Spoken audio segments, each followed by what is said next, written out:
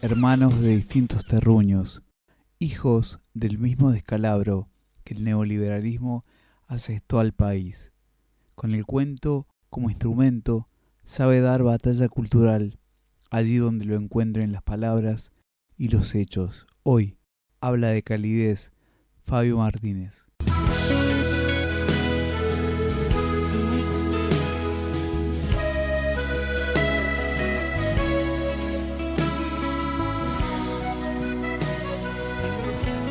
Me llamo Fabio Martínez y nací en el norte de Salta, en Campamento Vespucio.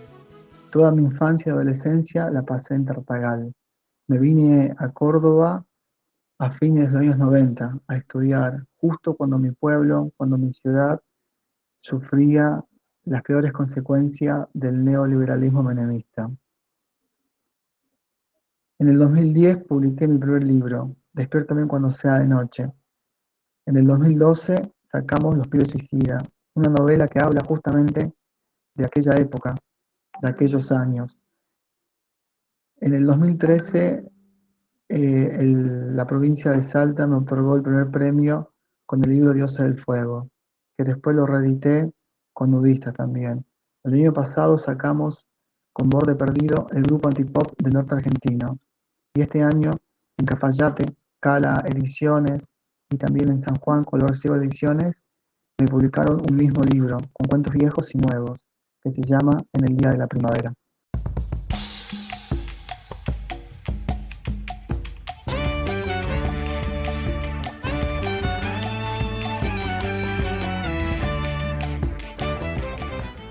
Hola audiencia, Miriam y equipo.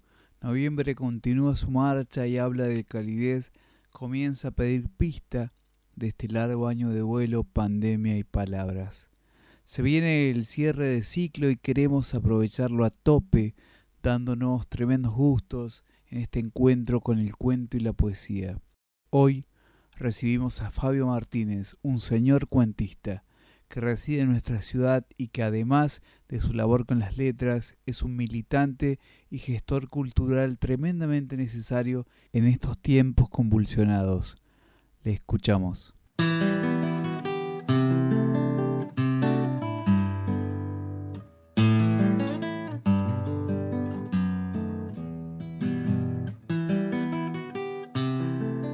El grupo antipop del norte argentino. 1.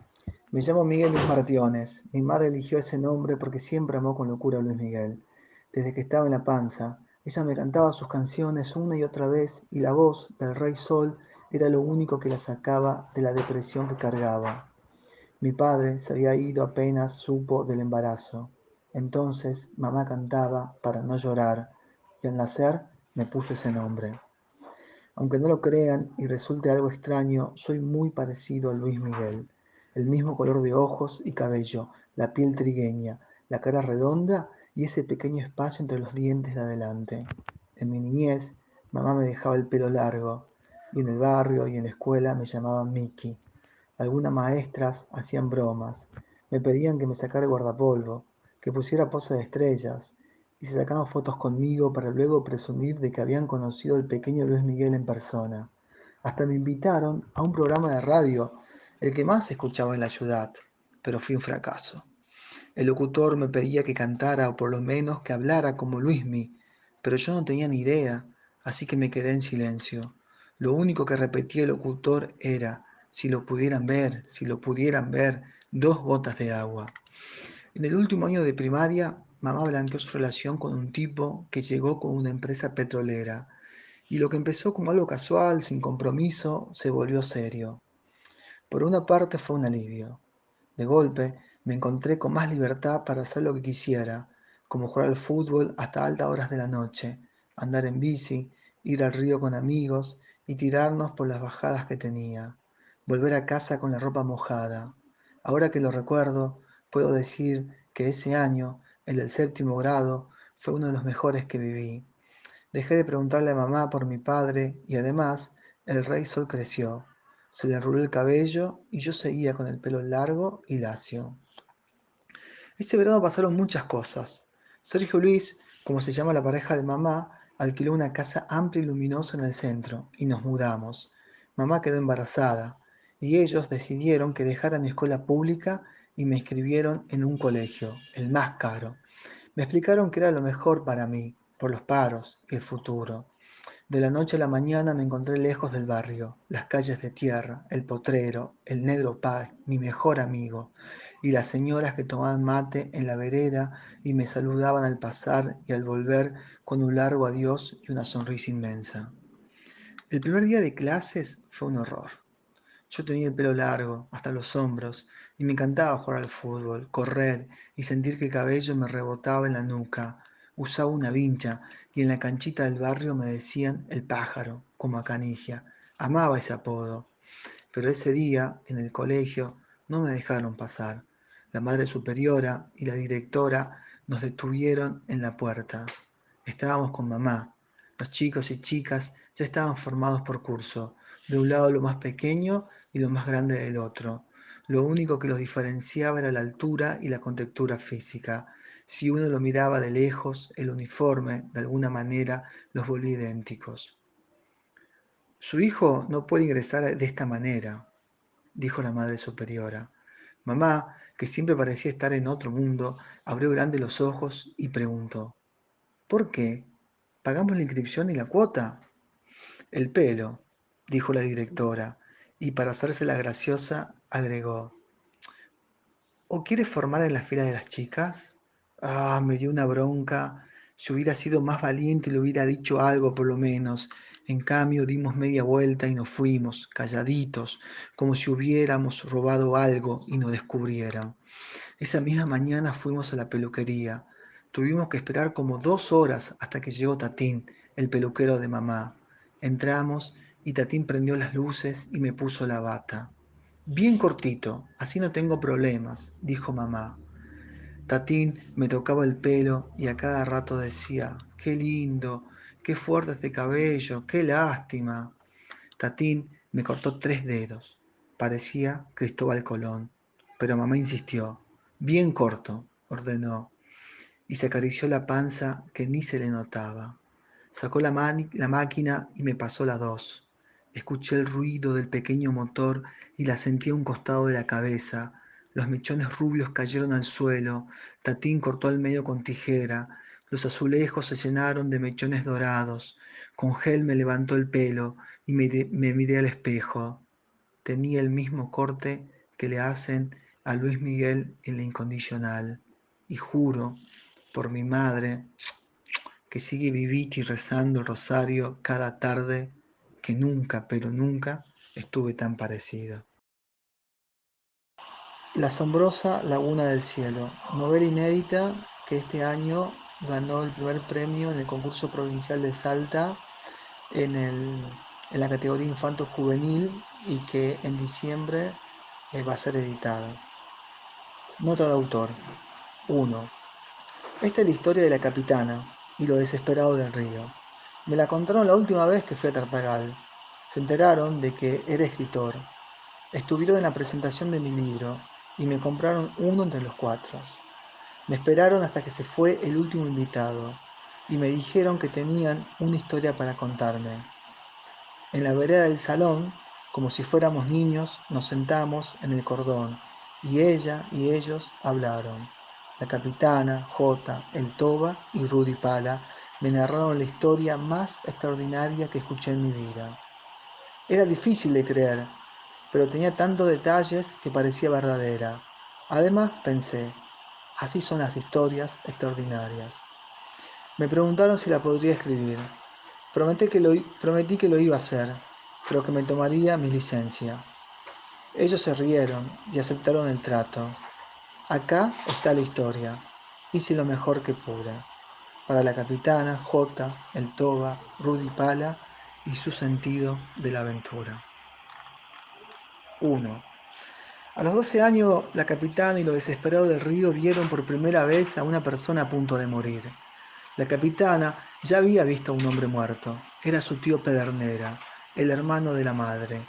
En la clínica, los hermanos mayores Ayudaron al empleado de la empresa de sepelios a trasladar el cuerpo de la camilla del sanatorio al de la funeraria. Lo levantaron de brazos y piernas, como si fuera un muñeco gigante. Pero no era lo mismo. El tío estaba muerto y este hombre aún estaba vivo, herido pero vivo. Y los 4 amigos tenían esperanza de que se salvara. La capitana, Jota, el Tobo y Rudy Pala andaban por el río como cada día del verano. Era su diversión. A veces iban hasta la pasarela y bajaban por el costado entre las plantas de tártagos y caminaban causa arriba. Pasaban por debajo del puente de la avenida y el ferrocarril, una estructura imponente de hierro oxidado que siempre les llamaba la atención. Era como pasar entre las piernas de un gigante. Llegaban a la zona de regimiento y allí se colgaban de la tirolesa una y otra vez hasta que le dolían los brazos y las manos le quedaban rojas o algún suboficial les gritaba que se fueran, que estaban en propiedad privada. Los días que tenían ganas caminaban un poco más y llegaban al camino que te lleva a la toma de agua. Su lema en ese tiempo era: ¿y tu sentido de la aventura? Cada vez que alguno o alguna sentía miedo o no quería hacer algo, ellos repetían esa frase: ¿y tu sentido de la aventura? Y fueron esas palabras que los llevaron hasta el camino de la toma, y fue allí que vieron al hombre a punto de morir.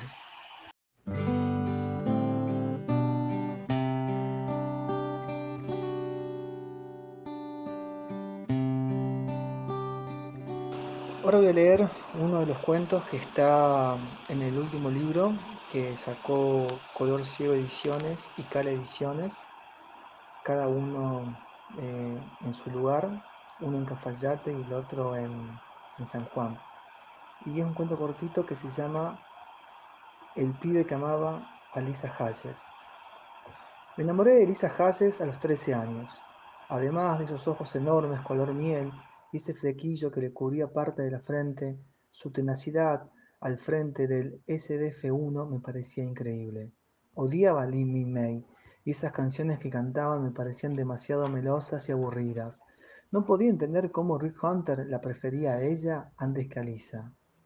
Ese arquetipo de mujer condicionó mis gustos para siempre.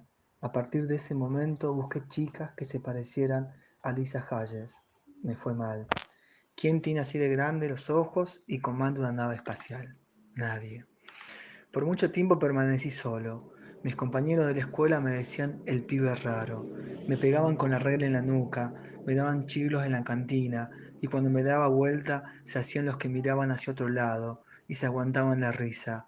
Ninguno comprendía que tan solo era un pibe enamorado. Sin novia ni amigos, no me quedó otra que volverme poeta. La poesía, de alguna manera, me salvó. Por lo menos seguí mi camino con la compañía de otros pibes raros. Y así pasé mi adolescencia, entre libros, amigos, que como mucho te decían 2 palabras al día y usaban sobre todos y vestían de negro aunque el sol partiera la tierra. Crecí con una libreta llena de escritos y esa idea de que eran los mejores poemas y una testigo de Jehová que no se parecía en nada a Lisa, pero que era la única que me visitaba cada tarde para leerme la Biblia y hablar de Cristo y el fin de este mundo tal cual lo conocíamos, y luego, cuando ya no le quedaban palabras, tocarnos, primero suave y después con mayor intensidad hasta explotar cada uno por dentro. Terminé la secundaria y me fui a la gran ciudad a estudiar letras modernas. Allí me hice un grupo de amigos con los cuales visitábamos los cementerios de noche y entrábamos a casas abandonadas para después escribir historias de terror. Fueron tiempos frenéticos y olvidables. Hacíamos tantas cosas y vivíamos tan rápido que hoy los recuerdos se mezclan y se vuelven difusos. Sin embargo, recuerdo con claridad esa noche, en la casa de una amiga, que conocí a una chica llamada Lisa. Éramos como 8 poetas que escondíamos nuestros escritos arrugados en la mochila. Entonces Lisa nos metió el pecho. ¿Para qué escriben si no van a leer?, nos dijo. Entonces mis amigos sacaron sus textos, los desdoblaron, los estiraron y leyeron. Y yo también leí. Leí un poema, tal vez el poema más estúpido que hubiera escrito, pero lo leí como si el mundo estuviera a punto de estallar y lo único que nos quedara antes de morir fueran las palabras. Y eso le llamó la atención. Pasamos el resto de la noche sentados uno al lado del otro. Tomamos vino, fumamos y hablamos de los escritores contemporáneos que amamos y odiamos, como Lamberti, Falco, Ferreira o Reloj Chirop. En un momento de la noche me dijo que todos la llamaban Lisa Simpson, pero ella prefería ser Lisa Hunter, y que en su adolescencia, por mucho tiempo, intentó peinarse con el mismo flequillo, pero que nunca le quedó igual. Después se llevó una pastilla a la boca y me besó. Sentí su lengua y el gusto amargo de la pastilla desarmándose. Nos fuimos juntos antes de que amaneciera. Me pidió que le regalase el poema que había leído. Así lo hice. En la esquina estaba su nave espacial, el SDF-1. Volamos, bien alto, mientras las luces de la ciudad se volvían cada vez más pequeñas y difusas, y allá, en el horizonte, amanecía.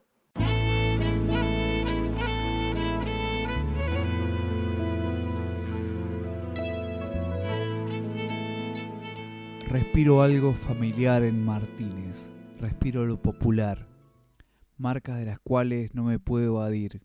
El potrero, los apodos, el río, las costumbres, el no encajar, la muerte y el ciclo de la vida que la magia del narrar va disponiendo en su urdimbre inagotable y sublime. Los cuentos de Martínez son del gremio de los poemas que intento, obviamente, sin llegar a su exquisita narrativa. Son del mismo gremio, digo, porque se enrolan en los remates. El remate de los cuentos de Fabio señala un punto de fuga a lo imprevisto, al dato fuera del guión, al hecho que no se ve venir, pero que ha sido mencionado en algún momento, y a su arribo, contundente, nos hace hijos de la sorpresa y del aplauso al hacedor del plan maestro que se ubicó tras la tinta y las palabras. Escuchamos lo que nos responde a nuestras preguntas en cuarentenadas.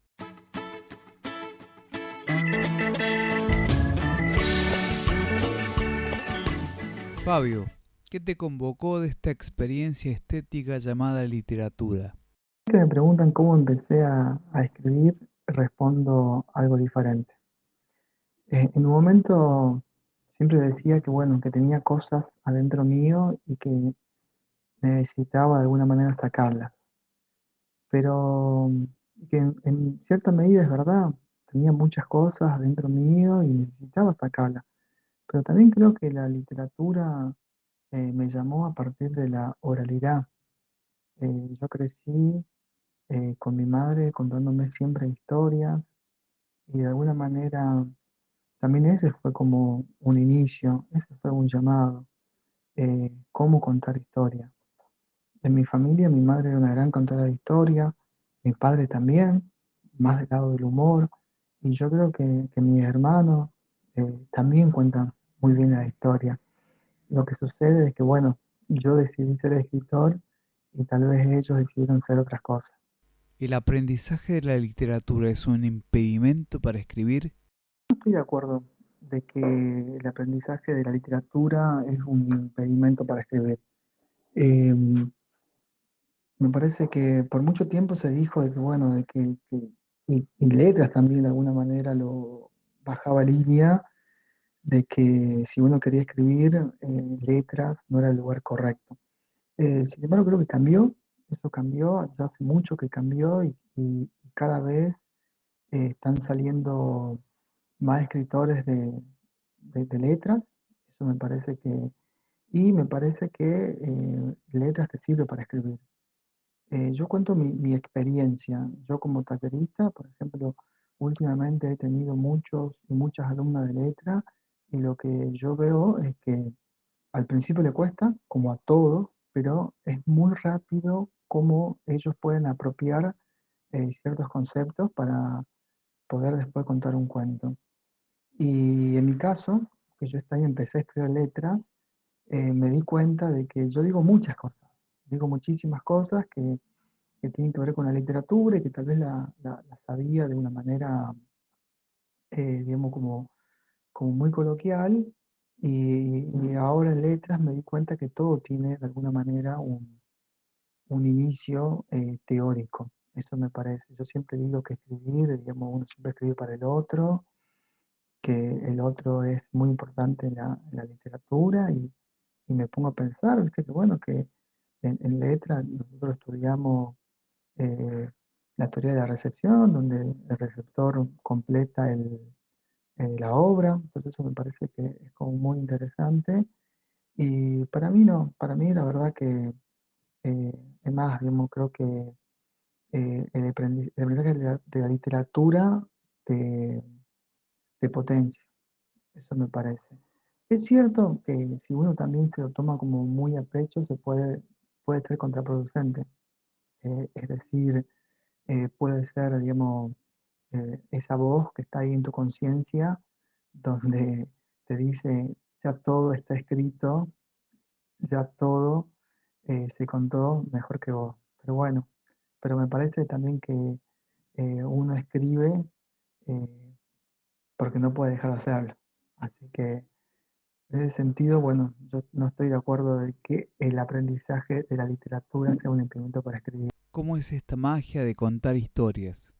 Yo creo que esa palabra es muy precisa, magia. Creo que hay una magia en contar historias. Si bien también hay todo un oficio, hay un proceso, hay también un tiempo de corrección que es muy importante, también hay en primera medida una magia, una manera de fluir cuando uno escribe, una manera de seguir el inconsciente. Hay un autor que es muy interesante, que bueno, es Murakami, que además escribe novelas inmensas de 1000 páginas, y cuando a él le preguntan, por ejemplo, de qué escribe, su respuesta dice no sé. Y uno se pone como loco porque dice, ¿cómo puede ser que un tipo que escribe 1000 páginas no sepa de lo que escribe? Y él responde que en realidad él se siente a escribir y escucha la música. Y las palabras siguen la música. Esa música que a él tanto le gusta, que es el jazz. Entonces él escribe a partir de ese sonido. Y yo creo que a pesar que uno puede decir, no, Murakami está crazy o Murakami no te quiere dar la receta que a él le funciona, está muy acertado, porque uno en realidad, cuando se siente a escribir, hay un momento en que uno fluye y que debe fluir, y eso se nota en el texto. Así que yo creo que sí, que es como un momento hermoso, es un momento donde es como que uno hace silencio, uno desaparece y es una voz interior, la que aparece y te empieza a dictar. Pero bueno, después viene todo el otro trabajo, el proceso, la corrección, y a veces queda bueno y a veces no tanto.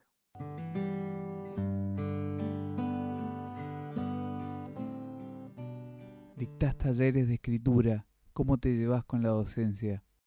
La verdad que a mí me encanta dar talleres de escritura. Yo siempre digo que yo todo lo que aprendí, lo aprendí en talleres literarios. Yo arranqué en un taller en la Casona con Fernando Stefanich, me acuerdo, y no tenía ni idea de escribir. Escribía re mal, además escribía todo con verbo compuesto. No sé por qué hacía eso. Quería contar algo y decía, bueno, él había entrado, él se había sentado, él había tomado, él había escrito una historia muy mala. De esa manera escribía yo. Y la verdad que en los talleres, y a pesar de mi poco acervo literario, eh, logré empezar a contar una historia. Yo hice muchos años de talleres, yo hice como 5 años de talleres, hice talleres con diferentes personas, que eso estuvo bueno también, porque eh, cada uno tiene una perspectiva distinta, eso te nutre. Y bueno, y en un momento, bueno, me decidí a dar yo talleres y la verdad que me gusta mucho. También creo que del Fabio que empezó a dar talleres allá por el 2015 al que está ahora, hubo muchos cambios. Eh, Uno también se va formando eh, como tallerista y la verdad que es una de las cosas que más disfruto. Y también tiene que ver un poco con mi vida. Digamos, yo soy una persona que por mi vida familiar tengo poca vida social y los talleres también se vuelven para mí de alguna manera como mi salida social. Además mis amigos después terminan siendo mis alumnos de los talleres o mis alumnos de talleres, y bueno, y eso, todo eso me gusta mucho, y además es como que es el lugar donde me siento muy cómodo, digamos. Hay un montón de gente haciendo cosas que no tienen ningún sentido, pero metiéndole un montón de esfuerzo a esto que se llama escribir. ¿Tenés algún referente en particular que lo hace referente? Cuando hablamos de referente, tal vez podría nombrar un montón de personas, porque yo creo que la literatura de alguna manera funciona de esta manera. Funciona a partir, digamos, de varios referentes en que uno se guía. Yo siempre dije que, bueno, que Córdoba no tenía como un referente literario, como un padre literario, pero sí tenía, me parece, como muy buenos hermanos mayores. Eh, Capaz, si yo tengo que nombrarte a alguien, digamos, te puedo decir Sergio Gaiteri, te puedo decir Federico Falco, te puedo decir Luciano Lamberti. También te puedo decir, ¿por qué no?, Lilia Lardone, que para mí ella fue como una referente a partir de la acción y a partir de su preocupación por los escritores jóvenes. Eso me pareció que de alguna manera eh, fue muy meritorio de ella, así que cada vez que puedo yo reconozco a Lilia. eh, y también hay como eh, muchos referentes que de alguna manera están a tu misma altura y que son como hermanos en este camino de la literatura. Que yo acá en Córdoba te puedo nombrar, por ejemplo, Pablo Natale, Natalia Ferreira, Agustín Ducanto, que son autores re interesantes, que me encanta lo que hacen, que leen mi obra y de alguna manera la potencian. A Belén David también, me parece que es otro referente. En Tartagal a Mario Flores, que es un escritor genial, que me gusta mucho. Pero sin embargo, eh, si yo, a ver, hablo de algún referente y que yo quisiera seguir de alguna manera esa tradición, me parece que es Osvaldo Soriano. Eh, por lo que representa para mí, eh, la primera novela que yo disfruté y que leí, que fue como un knockout para mis pensamientos, fue Cuarteles de Invierno. Yo tenía 15 años, había leído muy poco en mi vida y leí esa novela y de alguna manera me cambió la forma de entender el mundo. Eso me encantó. Y después también me gustó mucho, digamos, eh, la popularidad que tuvo ese autor, Soriano. Así que la verdad que eh, para mí es un gran referente. ¿Qué historias habitan la narrativa de Fabio Martínez? Uno puede decir que en mí habitan un montón de historias, o en realidad habita una sola, que en realidad es Tartagal y los 90 y las consecuencias del neoliberalismo. Creo que esa es de alguna manera la temática que aborda mi primera narrativa, y la cual, digamos, me interesa mucho porque es algo que yo viví, algo que padecí también como tartagalense, como argentino, y bueno, y es algo de lo que no podía no escribir. Sin embargo, también ahora me estoy despegando un poco de eso y estoy intentando escribir otro tipo de historias, tal vez historias más livianas, tal vez sin tanta violencia, cruzada con lo popular y con las nuevas tecnologías, pero siempre intentando que sean eso, sean historias atractivas para el otro, para la otra, para la otra, y que bueno, y que después de leerla, de alguna manera le ayude a soportar esta vida cotidiana que a veces es tan dura y tan horrible. Y por último, le quiero dejar un gran abrazo a todos los oyentes y las oyentes de Gauchaditas Musicales. Espero que les haya gustado los cuentos. Y también un gran abrazo a Carlos Salinas, que es un militante de la literatura cordobesa, por el espacio, por el tiempo, por la dedicación. Y bueno, y decirle a los oyentes de Continental que hay muchos escritores y escritoras que escriben muy bien y que bueno, está bueno que de a poco lo vayan conociendo y que vayan comprando sus libros. Un abrazo grande, cuídense mucho y espero que cada uno y cada una estén muy bien en sus hogares.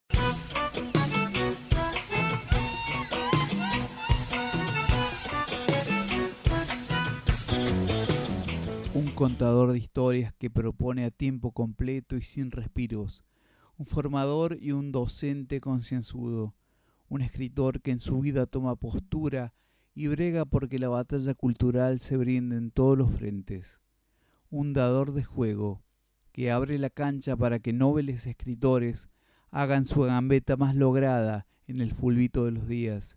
Este es Fabio Martínez, pueden leerlo en la página de la editorial Nudista. Soy Carlos Salinas, esto es Habla de Calidez.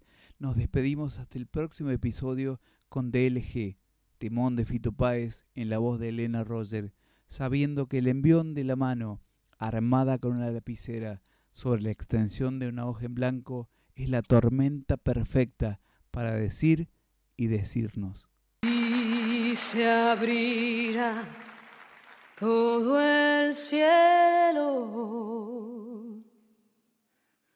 No será un día normal. Después de todo, todo llega siempre de algún modo. Las profecías se dan.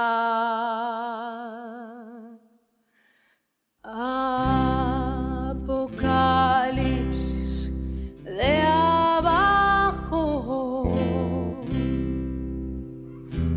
un maremoto de amor, fiesta en la calle, un orgasmo que nunca se acabe, día de resurrección.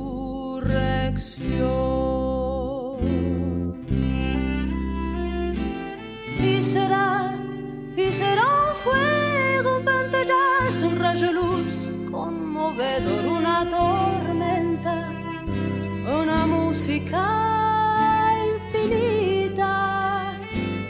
Y será un fuego, un pantallazo, un rayo de luz conmovedor, una tormenta, una música infinita. Negro animal de trabajo, brama la luna por vos. Hijo cansado que observamos pero no te amamos, cargas con todo el dolor, gente de todos los lados, vientos amigos de Dios, carguen sus armas, aunque sea carguenlas de ganas, tírenle al cielo su amor.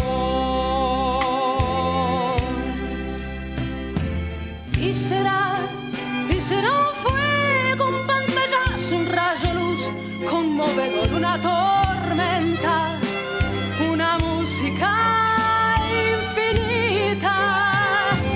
Y será un fuego, un pantallazo, un rayo de luz conmovedor, una tormenta, una música